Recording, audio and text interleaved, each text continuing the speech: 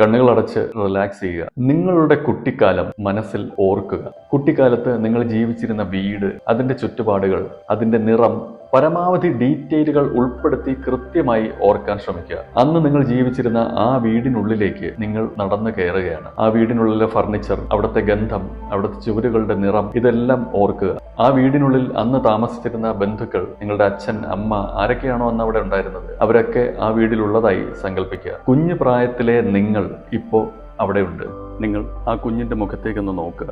അയാളുടെ മുടി, അയാളുടെ മുഖം, അയാൾ ധരിച്ചിരിക്കുന്ന വസ്ത്രം, അയാളെക്കുറിച്ചുള്ള പരമാവധി ഡീറ്റെയിലുകൾ മനസ്സിൽ കാണുക.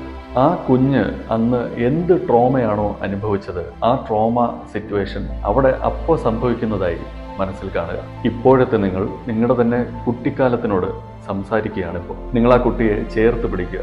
ആ കുഞ്ഞിനോട് കുട്ടിക്കാലത്ത് നിങ്ങൾ കേൾക്കാൻ ആഗ്രഹിച്ച എല്ലാ ആശ്വാസ വാക്കുകളും പറയുക. ഇനി ചെയ്യേണ്ടത് ആ ട്രോമയ്ക്ക് കാരണക്കാരനായ വ്യക്തിയോട് ക്ഷമിക്കാൻ ഈ കുഞ്ഞിനെ പ്രാപ്തയാക്കുക എന്നുള്ളതാണ്. ഇതിനായി നിങ്ങൾക്ക് ഇഷ്ടമുള്ള ഭാഷയിൽ ഏത് തരത്തിലാണോ നിങ്ങൾക്ക് അയാളോട് ക്ഷമിച്ചു എന്ന വാക്ക് പറയാൻ താല്പര്യം, ആ രീതിയിൽ നിങ്ങൾക്കത് പറയാം. നിങ്ങൾ എന്നോട് കാണിച്ച എല്ലാ ദ്രോഹത്തിനും നിങ്ങളോട് ഞാൻ ക്ഷമിക്കുന്നു. കാരണം നിങ്ങളെക്കാൾ ഇമോഷണൽ മെച്യൂരിറ്റി ഉള്ള ആളാണ് ഞാനിപ്പോൾ. എൻ്റെ ജീവിതം നിങ്ങളെക്കാൾ മുകളിലാണ്. നിങ്ങളെക്കാൾ നല്ലൊരു മനസ്സിനുടമയാണ് ഞാൻ. നിങ്ങളോട് ഞാൻ ക്ഷമിക്കുന്നു.